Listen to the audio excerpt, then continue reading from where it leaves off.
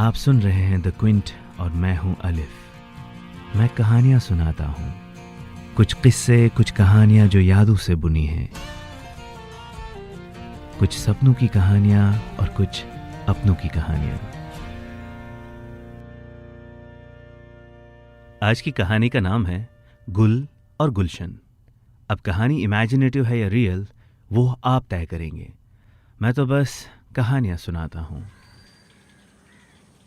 आपने इश्क की कई दास्तानें सुनी होंगी, जैसे लैला मजनू, हीर रांझा, सोनी महिवाल।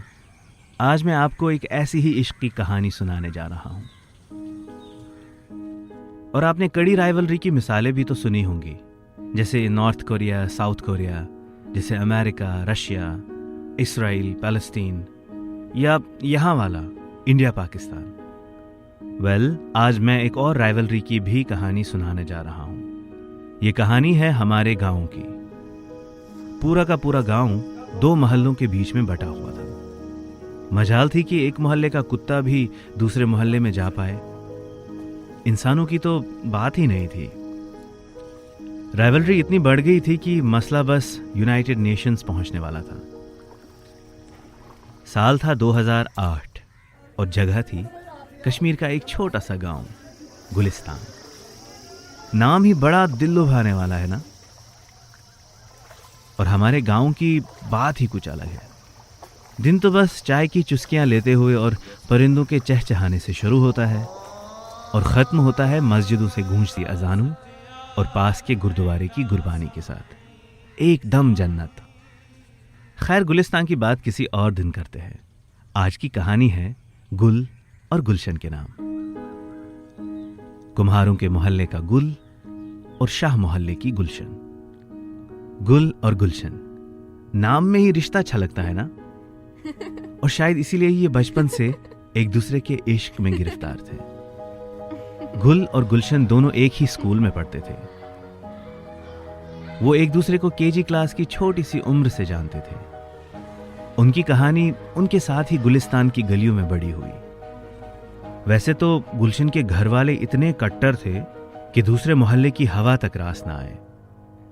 पर वो कहते हैं ना कि नफरतों का एक ही इलाज होता है, मोहब्बत।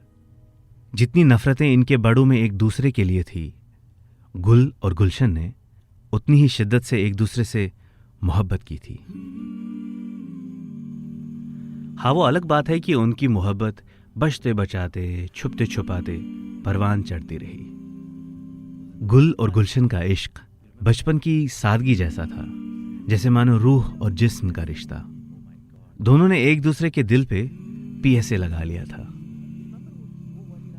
इनके घर वालों की आपस की रंजिश की वजह से गुल और गुलशन को इश्क में काफी पापड़ बेलने पड़े। इनकी मोहब्बत मसले कश्मीर की तरह उलझ गया था। गुल और गुलशन को कितनी ही बार मिलते हुए पकड़ा गया था और हर बार गुल की बड़े जोरों से मरम्मत होती थी, पर इनकी मोहब्बत बढ़ती ही चली गई। गुल पेशे से कुम्हार था और कमाल का कारीगर। उसके हाथों में अजीब सा जादू था। मिट्टी को छूते ही वो सोना बन जाती थी। ऐसा इसलिए भी था क्योंकि उसके घर में सभी लोग पुश्तैनी कुम्हार थे। इन्होंने अपनी काबिलियत के दम पर कारीगरी में काफी ऊंचा मकाम हासिल किया था। गुल ने अपने पुश्तैनी काम को आगे भी बढ़ाया और अपनी तालीम में वो MA फाइन आर्ट्स कर चुका था। सरकारी नौकरी उसके वजूद को कभी नहीं भाई। इसीलिए उसने अपनी दुनिया उस मिट्टी को गूंद कर बनाई जिसमें उसके बाकी घर वाले अपनी रोजी रोटी तलाशते थे।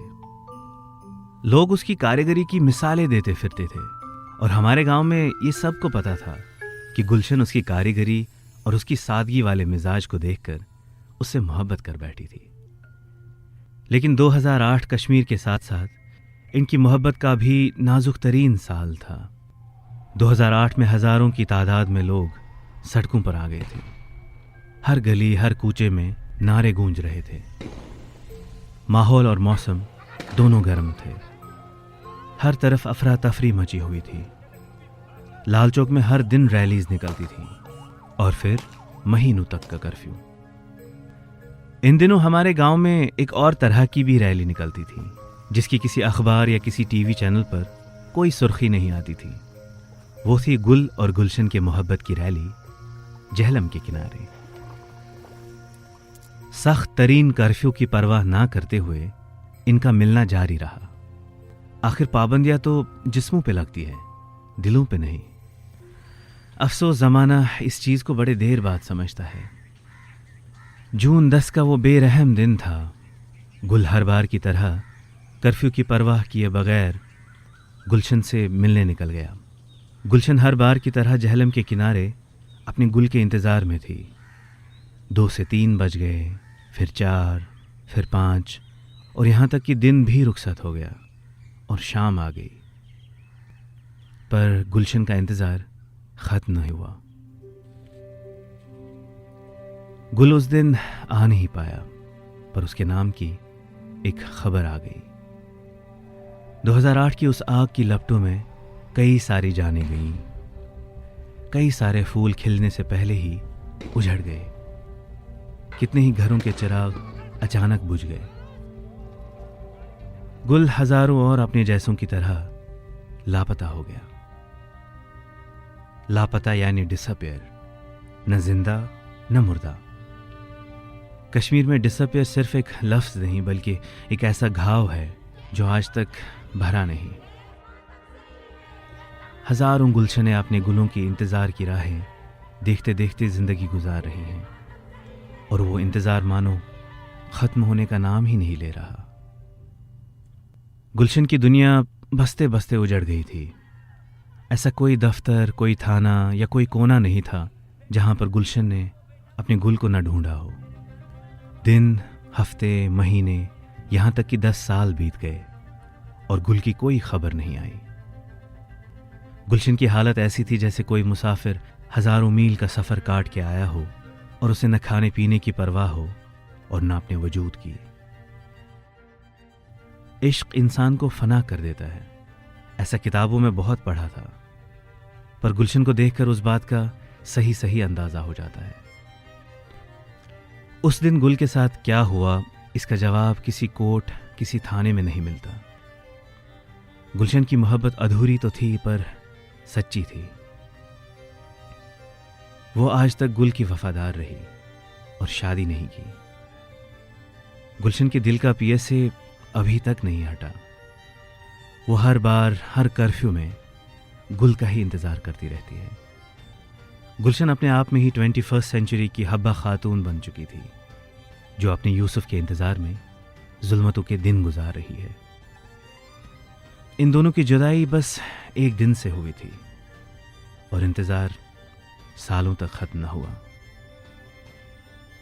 बस ये थी आज की कहानी।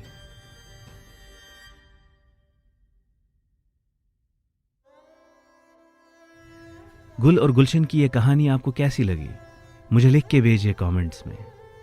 मैं हर बार की तरह आपके कमेंट्स का इंतजार करता रहता हूं। अगर ये कहानी आपके दिल को छू गई है तो अपनों के साथ शेयर जरूर कीजिएगा। आप और मैं किस्से कहानियों के इस सफर में पहले पड़ाव तक पहुंच चुके हैं। मैं लौट आऊंगा आपके पास ढेर सारी कहानियां लेकर, वक्त के किसी और मोड़ पे। तब तक के लिए मेरा इंतजार कीजिएगा।